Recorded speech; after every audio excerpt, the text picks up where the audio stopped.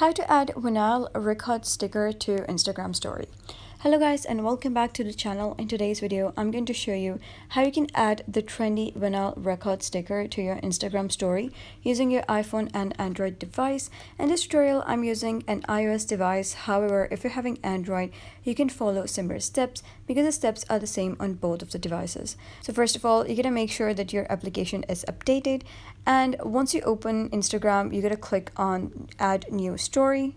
So you gotta take a picture or add any picture that you wish to add to story, and then you gotta click on music icon over here.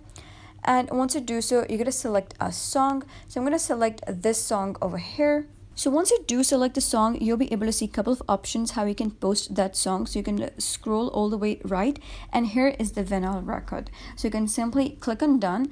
And after that, you can resize it by moving with your fingers, and you can also position it according to your own choice.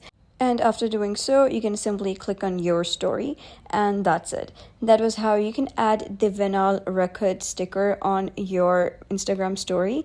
So if you found this guide helpful, give it a thumbs up and don't forget to subscribe for more helpful tutorials. I'll see you in the next video.